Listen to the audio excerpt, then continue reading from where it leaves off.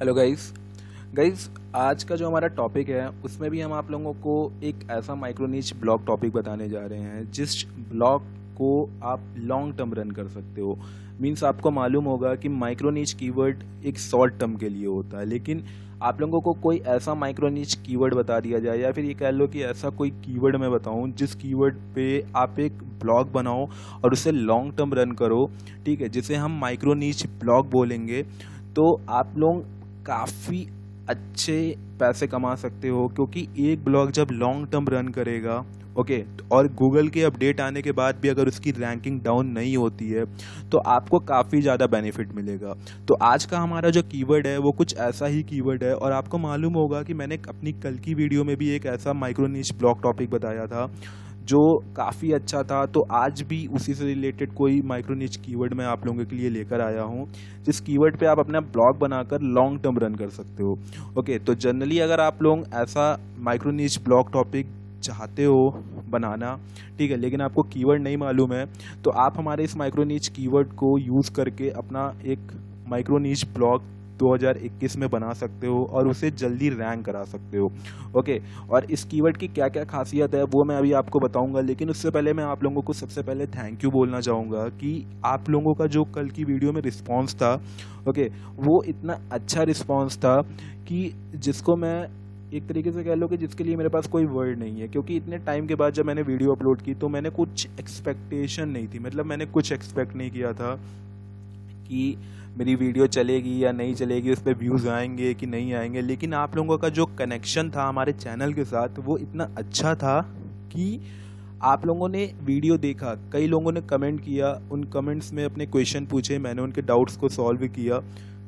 तो ये चीज़ मुझे बहुत ही ज़्यादा अच्छी लगी। ओके, तो आज का भी जो हमारा टॉपिक है वो भी एक माइक्रो नीच ब्लॉग टॉपिक के ऊपर है, और आने वाली 2 से 3 या फिर ये कह लो 5-6 वीडियो इसी के ऊपर रहने वाली हैं। क्योंकि अभी से जो मैं माइक्रो नीच ब्लॉग टॉपिक बना रहा हूँ उसको आप पहले देख लो, क्योंकि जब 5-6 वीडियो होंगी तो 5-6 तरीके के ब्लॉग आप रन कर सकते हो, ठीक है।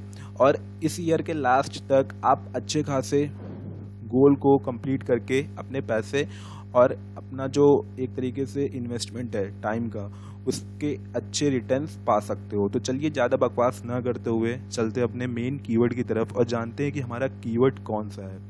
तो हमारा जो कीवर्ड है वो है सिलेबस। अब आप लोग ये सोच रहे होंगे कि ये सिलेबस कैसा कीवर्ड है। तो जनरली आप लोगों को मालूम होगा कि इंडिया में हर स्टेट में हर तरीके की जॉब के लिए बहुत सारी गवर्नमेंट वैकेंसीज निकलती हैं। साथ में कुछ अब तो ऐसी ऐसी बड़ी प्राइवेट कंपनीज भी अपने एम्प्लॉयज़ की सिलेक्शन के लिए एग्ज़ाम कंडक्ट करवाती है, और हर एग्ज़ाम में जो सिलेक्शन प्रोसेस होता है उसमें रिटन एग्ज़ाम होता ही होता है। मतलब ये कह लो कि रिटन एग्ज़ाम एक टीयर में होगा ही होगा, चाहे आप किसी भी गवर्नमेंट जॉब या फिर प्राइवेट जॉब किसी में भी ले लो, उसका 1% जो हो, मतलब एक टीयर एक प्रोसेस जो होगा वो रिटन एग्ज़ाम का होगा। और रिटन एग्ज़ाम के लिए कोई भी जो वैकेंसी होती है उसके लिए लोगों को उनको मालूम नहीं होता है कि कौन कौन सी चीज़ें आने वाली होती हैं, ठीक है। तो उसके लिए एक सिलेबस होता है। जैसे हम लोग हाई स्कूल इंटर में कोई भी बुक रीड करते थे या फिर कोई सब्जेक्ट जब पढ़ते थे तो उसके लिए एक पर्टिकुलर सिलेबस होता था, और उसी सिलेबस को हम पढ़ते थे, ठीक है। क्योंकि बहुत सी चीज़ें, एक सब्जेक्ट में कई चीज़ें होती हैं, लेकिन जो हमारे सिलेबस में है हम उसी चीज़ को पढ़ के जाते थे और अच्छे अच्छे नंबर लेकर आते थे। तो उसी तरह हर एक एग्ज़ाम के लिए एक सिलेबस फिक्स होता है, ठीक है। तो आप उस सिलेबस के ऊपर अगर अपनी वेबसाइट बनाते हैं और इंडिया की जितनी भी जॉब हैं उन जॉब्स के सिलेबस को डिटेल करके पूरा डिफाइन करके उस पर पूरा एक आर्टिकल लिखते हैं और अपने मेन कीवर्ड पे रैंक कर जाते हैं, तो आप सोचो कि आपको पूरे इंडिया से कितना ज़्यादा ट्रैफिक आएगा। मतलब इतना ट्रैफिक आएगा कि आप उतना एक जॉब वेबसाइट से कम नहीं, मतलब जॉब वेबसाइट पे भी उतना ट्रैफिक आप नहीं ला पाओगे अगर आप सही से काम करो और सही से ट्रैफिक लाओ। क्योंकि सिलेबस हर कोई खोजता है, पर्टिकुलर वैकेंसी तो चलो ठीक है वो तो खोजेंगे ही खोजेंगे, लेकिन सिलेबस एक ऐसा चीज़ है जो कभी डाउन नहीं होता। आज जो सिलेबस है वो सिलेबस केवल अपडेट होता है, लेकिन वो सिलेबस कभी चेंज हो ये बहुत कम चांसेस होते हैं, ठीक है। और हर एक स्टूडेंट जब से ये ऑनलाइन स्टडी बढ़ चुकी हैं तब से लोग सिलेबस ऑनलाइन सर्च किया करते हैं। आपको मैं दिखा दूँ, ये कोरा पे कुछ क्वेश्चंस हैं, ठीक है। आप कोरा पे एक क्वेश्चन देखो जहाँ पर लोग सिलेबस सर्च कर रहे हैं, मतलब उनको सिलेबस चाहिए। अब जैसे यहाँ देखो, what is the syllabus of IAS, ठीक है, what is the syllabus of CAT, ठीक है। तो इसी तरह के कई यहाँ पर डाउट क्वेश्चन है। देखो, what is the difference between CAT and GMAT syllabus, ठीक है। तो देखो, सिलेबस के रिगार्डिंग कितने यहाँ पर क्वेश्चन है। What is the syllabus of the GATE mechanical engineers के लिए। तो आप समझ सकते हो कि लोगों को सिलेबस बहुत ज़्यादा ज़रूरत होती है, क्योंकि आप किसी एक सब्जेक्ट में काफ़ी चीज़ें पढ़ने से बढ़िया आप अपने सिलेबस की चीज़ें पढ़ो, तो आप उस एग्ज़ाम को जल्दी से जल्दी बीट कर सकते हो, ठीक है। आप पहली बार में ही बीट कर सकते हो अगर आप अपने सिलेबस की चीज़ें पढ़ के जाओगे। लेकिन आप लोगों ने जब ये कीवर्ड देखा होगा तो आपका दिमाग ये 50 की कीवर्ड डिफ़िकल्टी देख के घूम चुका होगा। लेकिन आपको मैं एक बात बता दूं कि मैंने अभी बोला था कि ये सिलेबस एक कीवर्ड है, और हमें जो टारगेट करना है वो वर्ल्ड वाइड की जॉब्स को टारगेट करना है। मतलब हर एक जॉब के लिए पर्टिकुलर कीवर्ड होगा, मतलब इसके अल्टरनेटिव कीवर्ड बहुत होंगे। तो वही मैं आप लोगों को सबसे पहले शेयर कर रहा हूँ, 1 से 5 कीवर्ड डिफ़िकल्टी वाले अल्टरनेटिव कीवर्ड। अब आप देखो, IB, ठीक है, एको सिलेबस, ठीक है, TCS सिलेबस, CTET सिलेबस, ठीक है, CDS सिलेबस, BPSC सिलेबस, ठीक है, AKTU सिलेबस, ठीक है, REET सिलेबस। मतलब ये जितनी भी जॉब्स हैं जिनको हमने अभी तक सुना भी नहीं होगा, बहुत सी ऐसी जॉब्स हैं जिनके बारे में हम नहीं जानते हैं, क्योंकि वो पर्टिकुलर किसी एक स्टेट में ही होती हैं। और हो सकता है कि कुछ ऐसी भी जॉब्स होंगी जो केवल और केवल कुछ लिमिटेड लोगों के लिए ही होंगी, लेकिन उसके सिलेबस आप लोग या फिर जो स्टूडेंट या फिर ये कह लो कि जो भी एम्प्लॉयज़ हैं जो अपने प्रमोशन या फिर अपनी सिलेक्शन के लिए स्टडी कर रहे हैं, वो सर्च करते होंगे गूगल पे ही। ओके, तो हमें सबसे पहले इन कीवर्ड्स को टारगेट करना है जो कीवर्ड सबसे लो है, मतलब जिनकी कीवर्ड डिफ़िकल्टी 1 से 5 के बीच में है। और यहाँ पर आप देख सकते हो कि ईजिली रैंक कर जाओगे, क्योंकि एक माइक्रो नीच वेबसाइट जल्दी रैंक होती है इन कंपेयर टू मल्टी नीच वेबसाइट। आप यहाँ पर देखो, ठीक है, जैसे ये सिलेबस इग्नोर करो इसे, मैं आप लोगों को दिखा दूँ कि ये कीवर्ड है, ठीक है। यहाँ पर देखना एक मल्टी नीच साइट जितनी जल्दी रैंक हुई है और उसकी जो रैंकिंग है, और उसके कंपेयर में जो एक माइक्रो नीच साइट है उसकी जो रैंकिंग है, उन दोनों में फ़र्क देख लो कितना है, ठीक है। लेकिन ओके,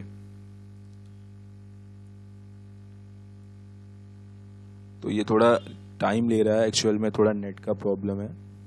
ओके, तो यहाँ पर आप देख सकते हो कि मतलब एक माइक्रो नीच वेबसाइट, अब जैसे ये REET सिलेबस के ऊपर एक मतलब हमने यहाँ पर ये REET जो सिलेबस है उस कीवर्ड का पूरा मैं चेक कर रहा हूँ कि जो टॉप 10 वेबसाइट्स हैं उनकी रैंकिंग और उनमें क्या क्या कुछ डिफरेंस देख रहा हूँ मल्टी वेबसाइट और माइक्रो नीच वेबसाइट का। तो आप यहाँ पर देख सकते हो सबसे ऊपर ये जो अड्डा, ठीक है, 24/7 है। तो ये तो चलो बहुत हाई अथॉरिटी की साइट है जो कि रैंक कर गई है। लेकिन यहाँ पर देखो एक वेबसाइट है, ठीक है, न्यू गवर्नमेंट वैकेंसी, ठीक है। अब ये देखो इसने पर्टिकुलर एक सिलेबस के साथ, मतलब एक इसने क्या किया है, हमारे ख्याल से खाली जॉब या फिर ये कह लो कि पर्टिकुलर ये सिलेबस की इसकी एक कैटेगरी होगी, ठीक है, जिसपे इसने इस आर्टिकल को लिखा है। और आप यहाँ पर देख सकते हो कि इसी वजह से ये रैंक भी कर गया है। यहाँ पर देखो इसकी जो डोमेन अथॉरिटी है वो 12 की है, और इसके जो कंपेयर में अगर आप देखोगे यहाँ तो ये 44, 55, 64 इससी बड़ी बड़ी साइट्स हैं, ठीक है, जो कि इसके नीचे हैं। लेकिन इसका कंटेंट और इसकी जो लिखने का तरीका है उसके बेसिस पे इसने अपने आर्टिकल को टॉप 2 पोजीशन पे रैंक करा दिया है। ओके, तो आप इससे आइडिया लगा सकते हो कि आप लोगों का ये जो कंपटीशन है 50, 55, 60, 100 वाला, इसे देख के आपको घबराना नहीं। अगर आपका कंटेंट पावरफुल है या फिर आप ये कि जो ये कंटेंट इतना अच्छा आप लिख दो कि गूगल को मजबूर हो जाना पड़े आपके कंटेंट की रैंकिंग को पुश करने पे। ओके, और वही चीज़ इसने किया। यहाँ पर देखो एक और आपको वेबसाइट मिल जाएगी जिसने कंटेंट ऐसा पब्लिश किया कि उसको 6th पोजीशन की रैंकिंग मिली। ये बड़ी बड़ी साइट्स केवल कीवर्ड पे हल्का फुल्का छेक के काम कर लेती, क्योंकि इनकी अथॉरिटी ज़्यादा होती है, जल्दी रैंक कर जाती हैं। इसलिए कीवर्ड पे सोचती हैं कि हम ज़्यादा से ज़्यादा ट्रैफिक लाएं, और उस कीवर्ड पे केवल एक कैटेगरी या फिर एक ब्लॉग बना के केवल ऐसे ही छोड़ देती हैं, और वहाँ से इनको ट्रैफिक तो आने लगता है लेकिन इसके अंदर कोई मटेरियल नहीं होता। लेकिन वहीं अगर आप एक ऐसा ब्लॉग बनाओ जिसपे अच्छा खासा मटेरियल होगा, ठीक है। तो आपको गूगल क्या करेगा, पहली बात तो वैल्यू देगा, क्योंकि आपकी वेबसाइट पे जो यूज़र आएंगे, आपसे कंटेंट देखेंगे, अपना सिलेबस देखेंगे, तो यूज़र इंटेंट बढ़ेगा और वो चीज़ गूगल के माइंड में जाएगी और फिर गूगल आपकी रैंकिंग को पुश देगा। तो अगर आप लोग ऐसे ही माइक्रो नीच कीवर्ड खोज रहे थे, जो कि ऐसे कीवर्ड पे बेस्ड हो जिससे आप ब्लॉग मतलब जिससे आप लॉन्ग टर्म रन कर सकते हो, तो आपको इस कीवर्ड पे काम करना चाहिए। अगर आपको ये कन्फ्यूज़न है कि हम सिलेबस कहाँ से लाएंगे, तो सबसे पहले तो आप ऑफिशियल साइट्स पे चेक करो या फिर वो बुक्स चेक करो, मतलब जो हर एक पर्टिकुलर एग्ज़ाम के लिए कोई ना कोई बुक होती है, तो आप उस बुक के एग्ज़ाम मतलब जो बुक है उस बुक में सिलेबस देख सकते हो। या फिर आपके जो कॉम्पिटिटर्स हैं, या फिर जब कोई फॉर्म फिल किया जाता है, ठीक है, तो वहाँ पर सिलेबस भी दिया जाता है, ठीक है। हर एक जॉब का जो एक फॉर्म होता है, मतलब जो हम लोग फॉर्म भरते हैं उसमें एक पीडीएफ होता है, ठीक है, उसके अंदर सिलेबस होता है। आप वहाँ चेक कर सकते हो, अपने कॉम्पिटिटर की वेबसाइट से चेक कर सकते हो और इन बुक्स से चेक कर सकते हो। तो ये 3 सोर्सेज है जहाँ से आपको सिलेबस मिलेगा और आप इन्हीं के बेसिस पे अपने आर्टिकल को कंप्लीट करोगे और फिर उसे कंप्लीट करके अपने टारगेटेड कीवर्ड पे रैंक कराओगे। तो फिर आज के लिए इतना ही, मिलता हूँ नेक्स्ट वीडियो में। वीडियो लंबी हुई है लेकिन जिनको समझ में आ गया होगा उनके लिए बहुत ही ज़्यादा बेनिफिट्स वाली चीज़ है। ओके, तो मिलता हूँ नेक्स्ट वीडियो में, तब तक के लिए धन्यवाद।